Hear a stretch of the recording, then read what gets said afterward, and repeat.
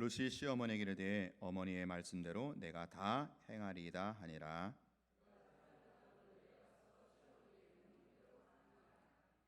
보아스가 먹고 마시고 같이 합니다. 보아스가 먹고 마시고 마음이 즐거워 가서 곡식 단더미와 끝에 눕는지라. 루시 가만히 가서 그의 발치이불을 들고 거기 누웠더라. 아멘. 기독교 서적에 좀 관심이 있으시다면 유진 피터슨에 대해서 아마 들어봤을 것입니다. 그는 현존하는 이 시대의 최고 영성 신학자이자 목회자의 목회자로서 많은 사람들에게 큰 영향을 끼치고 있습니다. 그가 자신의 책 부활에서 기독교의 최대의 절기인 크리스마스와 부활절을 비교하면서 이렇게 말을 했습니다. 크리스마스는 살아있으나 부활절은 흥미를 일으키는 것조차 실패하고 말았다. 부활절은 완전히 죽어버렸다. 그러면서 그 이유가 무엇인가? 그는 말하기를 오늘날 수많은 크리스찬들이 입으로는 예수 부활을 믿는다고 하지만 실상 그들의 삶 속에는 이 부활 신앙이 생활화되지 못했다라고 밝힙니다. 이는 부활을 자신의 죽음 이후에 일어날 그 어떤 일 정도로만 생각할 뿐 현재 우리의 삶 속에서 부활을 경험하지 못하기 때문이다. 그렇게 지적하고 있습니다. 그러나 부활은요, 훗날 일어날 그 무엇만이 아니라 지금 일어나는 현존의 사건입니다. 그러므로 이 부활은요, 우리 삶의 현장에서 지금 경험되어져야만 하는 것이고, 또 우리는 이 부활 신앙을 보여줄 수 있는 그런 신앙인이 되어야 하는 것입니다. 자, 그러면 어떻게 사는 것이 부활 신앙일까? 유진 피터슨은 세 가지로 그 책에서 정리합니다. 첫째로 안식일을 준수하라. 우리말로 치자면은 주일을 잘 성수하라, 지켜라. 그 정도 정리할 수 있겠죠. 주일을 온전히 지키는 것, 이것이야말로 부활 신앙을 현재화하는, 이 부활의 생명과 능력으로 살아가는 아주 중요한 키포인트가 된다라고 그는 밝히고 있습니다. 둘째로 공동체 안에서의 교제를 중시하라. 교회 안에서 서로 성도 안의 교제와 관계를 절대로 소홀히 하거나 건성으로 하지 말라라는 교훈이죠. 셋째로는 세례의 성결함을 마음에 담으라. 세례라는 것은 예수와 함께 죽고 예수와 함께 살았다라고 하는 표시가 아니겠어요? 그래서 이제 예수와 함께 동행하는 자로서 거룩함과 성결함에 날마다 이룰 수 있도록 깨어 있으라. 그런 교훈입니다. 이 세 가지가 바로 부활의 정체성을 지키는데 매우 중요한 요소다라고 결론을 그는 내립니다. 대단히 정확한 지적이 아닐 수 없어요. 그는 이 책을 자신의 기도문으로 이렇게 마무리합니다. 주 예수 그리스도여, 마음 깊이 우러나는 감사와 애정과 관심과 사랑으로, 그리고 주님의 부름에 응답하며 살고자 하는 열망으로 주님 앞에 나아갑니다. 이게 이제 유진 피터슨의 그의 책에서 마지막 기도문인데, 이 기도문을 통해서 부활의 삶을 지금 여기서 현재화할 때 가장 중요한 요소가 무엇인지를 결론적으로 말해주는 대목이 기도문 안에 들어 있습니다. 여기서 그가 강조하고 싶었던 단어는 다름 아닌 감사입니다. 그것이 내세이든 현세이든 정말로 부활을 믿는다면, 또 부활이 우리의 삶의 현장에서 실제로 일어나길 원한다면 과연 어떤 태도로 살아가고 또 어떤 마음의 자세로 주님 앞에 나아가야 하느냐, 이 물음에 그는 감사하는 태도다, 이렇게 단호하게 말합니다. 그러면서 오늘날 우리 성도들에게 있어서, 성도들이 신앙생활하는 데 있어서 가장 결여되어 있는 것이 무엇인고 하면 바로 이 감사라고 강조합니다. 따라서 우리가 정말 부활을 믿는다면, 그리고 이 삶의 현장에서 이 부활을 실제화하기를 원한다면, 이 감사하는 마음, 감사하는 태도가 절대적으로 필요하다라고 그는 강조하고 있습니다. 여러분 그렇습니다. 감사는요 단지 입술로만 표현하는 그러한 립 서비스가 아니고 하나님 앞에서 성도의 자세, 하나님 앞에서 성도의 마음가짐이다라고 말할 수 있겠습니다. 오늘 우리가 맥주 감사절을 지키면서 하나님이 진정으로 원하시는 이 감사와 또 우리 마음가짐의 태도가 어떠해야 되는지를 이 룻기를 통해서 다시 한번 정리하고자 합니다. 이 룻기 3장 우리가 이미 살펴봤지만 이 룻기 3장 1절에 보면 굉장히 이상한 제안을 나오미가 합니다. 우리의 보편적인 상식이나 도덕적인 기준이나 관념으로 봤을 때 참 이해하기 어려운 그런 제안을 시어머니 나오미가 며느리 룻에게 하고 있지요. 그야말로 생뚱맞은 지시를 내립니다. 여러분 우리 읽었지만 3절 4절 한번 눈으로 보세요. 그게 이제 무슨 얘기냐면은 지금 나오미가 룻에게 며느리야 너 목욕하고 기름 바르고 의복을 단정히 차렸고 저기 타작마당으로 가라. 그곳에 가면 보아스란 남자가 있어 타작을 하다가 그곳에서 잠이 들 것이다. 그러면 너는 가만히 그 남자의 발집을 들고 거기 좀 누워라. 이런 지시를 시어머니가 며느리에게 내리는 거예요. 물론 이것은 제가 말씀드렸죠. 그 당시 이스라엘의 어떤 프로포즈하는 하나의 의식이라고 했어요. 자, 하지만 지금 룻은 어떤 여인입니까? 모압 여인, 남의 나라인 이스라엘의 관습에 아직은 익숙하지가 않는 그런 이방 여인입니다. 또한 신문상으로 이 보아스와 룻은요 하늘과 땅입니다. 룻은 처녀도 아닙니다. 이미 한번 결혼했던 여인이지요. 그녀는 이스라엘 백성들이 개와 같이 여기는 이방 여자에 불과합니다. 게다가 룻은요 나중에 이제 그 3장 11절에 보면 룻을 이렇게 얘기하잖아요. 내가 현숙한 여자인 줄을 나의 성읍 백성이 다 안다. 이럴 정도로 이 룻은요 가볍게 처신하는 그런 여인이 아니었어요.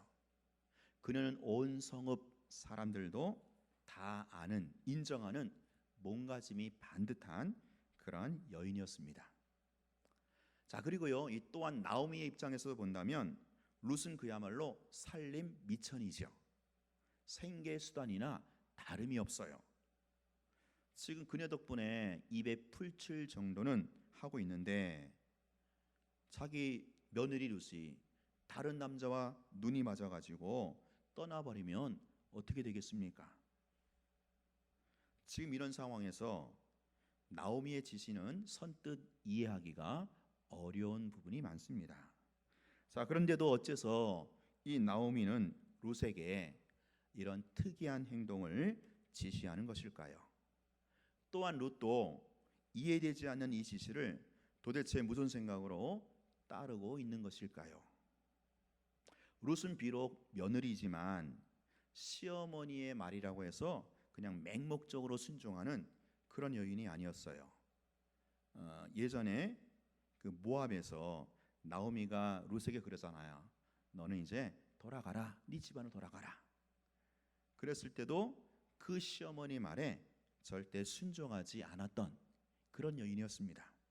이렇게 봤을 때 룻은요 분명히 자기 주관과 소신이 뚜렷한 그런 여인이었어요. 자 그렇다면 부당하기 그지없는 이 요구에 혀를 깨물고 죽었으면 죽었지 따를 수 없다 그렇게 거절해야만 했지요. 근데 시어머니의 말씀을 그대로 이해하고 따릅니다. 아니 따라갔다기보다는 오히려 그 말씀을 기다렸다는 듯이 적극적으로 행동에 옮기고 있지 않습니까? 여러분 그녀가 취한 이 이상스럽고도 묘한 행동 속에 담긴 영적 의미는 도대체 무엇일까요? 우리가 또 지금까지 룻기 살펴봤지만 오늘은 이 맥주 감사절을 맞이해서 또 다른 각도에서 한번 살펴보고자 합니다. 지금 이 나오미와 룻의 이 행동을 제대로 이해하기 위해서는 바로 앞장 2장의 사건을 좀 정리를 해봐야 합니다. 여러분 2장을 보면 룻이 어머니 나오미와 함께 베들레헴에서 돌아오잖아요. 마침 그때가 언제냐? 보리 추수를 시작할 때다. 그렇게 성경은 강조하고 있습니다. 자, 1장 22절 보겠어요. 룻기 1장 22절 같이 한번 읽어보겠습니다. 시작. 나오미가 모압 지방에서 그의 며느리 모압 여인 룻과 함께 들어왔는데 그들이 보리 추수 시작할 때에 베들레헴에 이르렀더라. 보리 추수 시작할 때에. 자, 그래서 룻은요 보리밭으로 나가서 보리 이삭을 줍고 있는데 성경은요 그녀가 이 보리밭에서 경험했던 일들을 아주 소상하게 기록해 놓고 있습니다. 자, 2장 23절 우리 한 번 더 읽어보겠습니다. 2장 23절 시작. 이에 룻이 보아스의 소녀들에게 가까이 있어서 보리 추수와 밀 추수를 마치기까지 이삭을 주우며 그의 시어머니와 함께 거주하니라. 자, 여기서 보리 추수와 밀 추수를 언급하고 있는데 이렇게 볼 때 룻기 2장은 다름 아닌 룻의 맥추 현장이다라고 볼 수 있어요. 뭐라고요? 맥추 현장. 보리나 밀을 추수하는 맥추 현장이 바로 룻기 2장입니다. 자, 그러면 좀 더 구체적으로 룻의 이 맥추 현장에서 어떤 일이 벌어지는가? 첫째로 룻은요 이 맥추 현장에서 땀 흘리며 일할 밭을 제공받습니다. 즉 일할 직장이 그녀에게 주어진 거예요. 그녀는 사실 아무런 소유 없이 아무런 자기 소유 땅이 없이 무턱대고 들판에 나간 거거든요. 그런데 일할 수 있는 밭이 제공이 되어서 아침부터 밤까지 정말 열심히 땀 흘리며 일을 하게 됩니다. 여러분 여기서 우리는 룻이 자기가 일할 수 있는 사실에 대해서 얼마나 고마워하고 다행스럽게 여기는지를 우리는 충분히 짐작할 수 있지 않습니까? 아, 내가 일을 할 수 있다니, 내가 일할 수 있다니 이런 생각하며 룻은요 그야말로 열심히 일을 했을 겁니다. 자, 그런데 중요한 것은 이렇게 룻이 일할 수 있도록 그 밭을 누가 제공했느냐라는 거예요. 그것은 다름 아닌 누구예요? 보아스입니다. 보아스가 룻에게 일할 수 있는 밭을 제공해 준 겁니다. 자, 우리 2장 8절 보겠습니다. 2장 8절 시작. 보아스가 룻에게 이르되 내 딸아 들으라. 이삭을 주우러 다른 밭으로 가지 말며 여기서 떠나지 말고 나의 소녀들과 함께 있으라. 보아스가 바로 룻에게 직장 일터를 제공했다라는 거예요. 이게 지금 룻의 맥주 현장에서 있었던 일입니다. 둘째로 룻은요 이 밭에서 자신에게 음으로 양으로 도와주는 여러 사람을 만나게 돼요. 베들레헴에 올 때 그녀는 단 한 명의 아는 사람도 없었어요. 그저 시어머니 뒤를 뒷고문이 따라서 온 거지요. 자기하고 연결된 사람이라고는 한 명도 없는 그저 낯설고 생소한 땅입니다. 자, 근데 이 추수 현장에서 이 맥주 현장에서 이렇게 저렇게 여러 사람과 연결되고 또 그들과 함께 교제를 하며 그들에게 도움을 받게 됩니다. 자, 그러면 이 룻이 어떤 사람들과 연결되고 있습니까? 우리 2장 15절 한번 읽어볼까요? 2장 15절 시작. 룻이 이삭을 주우러 일어날 때에 보아스가 자기 소년들에게 명령하여 이르되 그에게 곡식 단 사이에서 줍게 하고 책망하지 말며. 그다음에 이제 22절 23절에 보면 룻이요 소녀들과도 연결되는 것을 알 수 있어요. 자, 이들은 음으로 양으로 지금 룻에게 큰 도움을 주고 있습니다. 자, 근데 여기 등장하는 사환들, 소년들, 소녀들 이들이 누구의 소속이고 지금 누구의 명령을 따르고 있는지 아세요? 모두가 누구의 소속이에요? 보아스의 소속입니다. 보아스의 소속.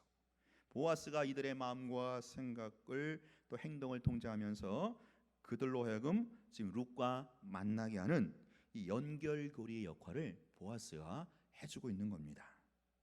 이게 지금 루스의 맥주 현장에서 받게 되는 경험이라는 거죠. 셋째로 롯은요 추수 현장에서 일용할 양식을 공급받습니다. 우리 2장 우리 14절 한번 읽어볼게요. 2장 14절 시작. 식사할 때 보아스가 롯에게 이르되 이리로 와서 떡을 먹으며 내 떡 조각을 초에 찍으라 하므로 롯이 곡식 빼는 자 곁에 앉으니 그가 볶은 곡식을 주매 롯이 배불리 먹고 남았더라. 우리 17절 18절 시작. 롯이 밭에서 저녁까지 죽고 그 죽은 것을 떠니 보리가 한 에바쯤 되는지라. 그것을 가지고 성읍에 들어가서 시어머니에게 그 죽은 것을 보이고 그가 배불리 먹고 남긴 것을 내어 시어머니에게 드리매. 롯이 배불리 먹고 남습니다. 그리고 그녀의 시어머니까지 먹일 양식을 공급받아요. 누구 때문에 이렇게 배불리 먹을 수 있습니까? 누구 때문에 시어머니에게까지 이렇게 양식을 나눌 수 있겠습니까? 바로 보아스 때문에 그래요. 자, 넷째로 롯은요 이 거친 삶의 현장에서 안전하게 보호를 받습니다. 우리 2장 9절 한번 읽어볼게요. 2장 9절 시작. 그들이 베는 밭을 보고 그들을 따르라. 내가 그 소년들에게 명령하여 너를 건드리지 말라 하였느니라. 거기까지. 우리 2장 12절도 한번 읽어볼게요. 시작. 여호와께서 네가 행한 일에 보답하시기를 원하며 이스라엘 하나님 여호와께서 그의 날개 아래에 보호를 받으러 온 내게 온전한 상 주시기를 원하노라 하는지라. 이 온전한 상이란 온전하게 보호받는 것을 지금 가리키는 말이에요. 자, 여러분 그 당시 이 당시 시대상 사회상이 어떠했습니까? 이때는 무슨 시대예요? 사사시대죠. 사사시대를 한마디로 말하면 사람들이 각기 자기 소견에 옳은 대로 행하던 그런 시대가 바로 사사시대였어요. 한마디로 제멋대로 자기 마음에 내키는 대로 정욕대로 사는 시대라는 거예요. 성적으로 타락한 시대를 말합니다. 도덕적 관념이 무너져버린 그런 상태를 말합니다. 이때 연약한 여성이 거친 밭에 나가서 일하고 있는데 그 주변에는 그냥 늑대 같은 남자들이 우글거리고 있는 거예요.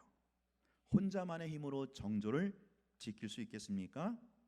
자, 근데 그녀가 밭에서 보호를 받는다라는 거예요. 이 여인을 절대로 건드리지 말아라. 자, 누가 롯을 이렇게 안전하게 보호해주고 있습니까? 두말할 필요 없이 보았습니다. 자, 여러분 보세요. 이렇게 낯선 땅에서 그 어떤 희망도 어떤 소망도 가질 수 없는 그런 처지에서 이 롯이 보아스를 만난 이후에 그를 통해서 그야말로 놀라운 은혜를 값없이 아무런 조건 없이 그렇게 입고 있는 현장이 바로 롯의 맥주 현장이다라는 거예요. 그녀는 보아스를 통해서 일터, 즉 직장을 얻게 되었습니다. 또한 보아스를 통해서 자신을 도와주는 많은 사람들을 만나게 되었고요. 그를 통해서 풍성한 양식을 공급받았습니다. 보아스를 통해서 이 거칠고 낯선 땅, 사람들이 다 자기 소견에 옳은 대로만 행하는 그런 곳에서 안전하게 보호를 받게 됩니다. 여러분, 만약에 정상적인 사람이라면 이렇게 측량할 수 없는 은혜를 받았는데, 그렇다면 이 사람이 어떤 생각을 하겠어요? 정상적인 사람이라면 내가 이 은혜를, 이 받은 은혜를 어떻게 보답할까? 이게 당연하고 이게 정상적인 생각 아니겠어요? 그렇게 고민하면서 롯은요 자신의 모든 것, 필요하다면 자신의 몸이라도 드리고 싶다, 그런 생각을 하지 않았겠습니까? 이것이 바로 롯의 마음 속에서 가졌던 자세이고 태도입니다. 롯이 이런 생각을 하고 있던 차에 나오미가 아까 우리 1절 2절에서 본 대로 그런 제안을 한 거예요. 보아스에게 들어가라. 이렇게 저렇게 자세한 지시까지 내리면서 말입니다. 근데 그 지시가 시어머니 앞에서 좀 부끄럽기도 하고 다른 사람들에게는 다분히 오해를 받을 여지도 있고, 또 여자로서 자존심도 상하고, 또 보아스가 혹 거절할지 모르는 두려움도 있었을 겁니다. 자, 그러나 그녀의 마음속에 이 보아스로부터 받은 그 은혜를 내가 어떻게 보답할까, 이 생각이 너무 가득 차서 지금 나오미의 이해할 수 없는 제안에도 그는 주저함 없이 순종하게 되는 겁니다. 자, 이렇게 봤을 때 이제 룻기 3장은요 맥추 후의 감사의 현장이다, 그렇게 볼 수가 있어요. 2장의 맥주 현장에서 룻이 큰 은혜를 입었지만 자신은 가진 게 아무것도 없었어요. 가진 것이라고는 자신의 몸뿐이었어요. 그래서 자신의 몸을 기꺼이 그분께 드리기로 작정하고 시어머니가 지시한 대로 행하고 있는 겁니다. 롯은 밤에 타작마당에 가만히 내려가서 보아스 행동을 유심히 지켜보다가 그가 잠자리에 들었을 때 이불을 들고 발치에 눕게 됩니다. 잠결에 깜짝 놀란 보아스가 네가 누구냐 그렇게 소리 지르자 당돌하게 롯은 이렇게 말하죠. 3장 9절 한번 화면 같이 읽어볼게요. 시작. 나는 당신의 여종 룻이오니 당신의 옷자락을 펴 당신의 여종을 덮으소서. 여러분, 이제 이 룻의 행동을 좀 우리가 이해할 수 있지 않겠습니까? 이 룻의 행동, 그래서 이렇게 하는구나, 고개를 우리가 끄덕일 수 있는 거예요. 저는 이 상황을 보면서 떠오르는 말씀이 있었어요. 로마서 12장 1절 시작. 그러므로 형제들아 내가 하나님의 모든 자비하심으로 너희를 권하노니 너희 몸을 하나님이 기뻐하시는 산 제물로 드리라. 이는 너희가 드릴 영적 예배니라. 하나님의 은혜를 입었기 때문에 그 은혜를 입은 사람은 당연히 몸과 마음을 드리는 헌신으로 나가는 게 이게 자연스러운 흐름이고 하나님 앞에 마땅한 마음가짐, 태도라고 할 수 있는 겁니다. 지금 이것을 지금 보아스에 대하여 룻이 우리에게 보여주고 있는 겁니다. 옛날 한 여인이 7 귀신이 들렸을 때에, 그래서 삶을 포기하고 있었을 때에 예수님을 만나서 그 귀신이 떠나가고 새로운 사람이 된 다음에 자신이 받은 은혜를 어떻게 보답할까 늘 고민했던 이 여인, 그러다가 향유를 주님 몸에 붓고 눈물로 뺨을 적시며 발을 적시고 또 뺨에서 나오는 눈물로 발을 적시고 머리털로 닦고 발을 그 입에 맞춘 이 마리아, 이 여인의 감격적인 모습과 지금 룻이 보아스에게 하는 이 행동은요 사실은 다를 바가 없는 거예요. 은혜를 받은 자로서 마땅히 몸과 마음을 드리는 헌신의 자리에 나아가고 있다라는 겁니다. 여러분, 룻은 바로 우리 자신을 가리키죠. 우리는 룻과 같은 존재예요. 소망을 가질 수 없었던 그녀는 하나님의 긍휼과 자비하심을 받을 수 없는 바로 우리 자신을 말하지 않습니까? 그럼에도 주님은 우리에게 이런 큰 은혜를 주셔서 오늘 여기까지 이르게 하신 겁니다. 여러분, 일터가 있지 않습니까? 땀 흘리며 일할 수 있는 직장이 있지 않습니까? 그거 누가 주셨습니까? 여러분 주변에 그래 도와주는 사람이 있지 않습니까? 그분들 누가 붙여주셨고 누가 엮어주셨습니까? 여러분, 그래도 날마다 우리가 보호하심을 받고 살아가고 있지 않습니까? 누가 여러분을 보호해 주시는 겁니까? 지금 우리가 받아 누리는 그 모든 것은 과연 누구로부터 주어지는 것일까요? 바로 보아스 되시는 우리 주님이십니다. 그분이 우리를 지켜주시고 그분이 우리를 보호해 주시는 것입니다. 그러므로 우리 마음속에 시편 기자의 이런 고민이 있어야 할 것입니다. 시편 116편 16절 시작. 내게 주신 은혜를 내가 여호와께 무엇으로 보답할까? 우리가 보답하는 길은 그 하나님 앞에 감사제로 드리는 겁니다. 우리가 해마다 맥주 감사절을 지키고 있습니다. 하나님은요, 출애굽해서 가나안을 향하는 이스라엘 백성들에게 이렇게 말씀하셨죠. 출애굽기 34장에 시작. 77절 곧 맥주의 초실절을 지키고 세 말에는 수장절을 지키라. 이 말은요, 보리 추수가 끝날 때쯤 맥주절을 지키고 가을에는 수장절 곧 추수감사절을 지키라, 그런 말씀입니다. 이 말씀에 근거해서 우리 한국교회는 7월 첫 주를 또 이제 맥주절로 지키고 있는 것이죠. 자, 그러면 이 맥주절을 어떻게 지켜야 합니까? 출애굽기 34장 26절 시작. 내 토지 소산에 처음 익은 것을 가져다가 내 하나님 여호와 전에 드릴지며. 여기서 토지 소산에 처음 익은 것이란 기수라기보다는 서수입니다. 그래서 그 순서적으로 첫 열매라기보다는 서수적인 첫 열매, 곧 제일 좋은 것, 우리에게 있는 것들 중에서 가장 가치 있는 것을 구별해서 하나님께 드리라, 그런 뜻입니다. 맥주절을 지키라.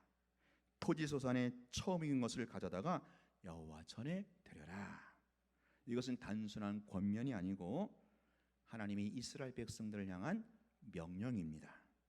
그 명령은, 여러분, 명령은요 무조건 따르고 보는 게 상책이고 최선이죠.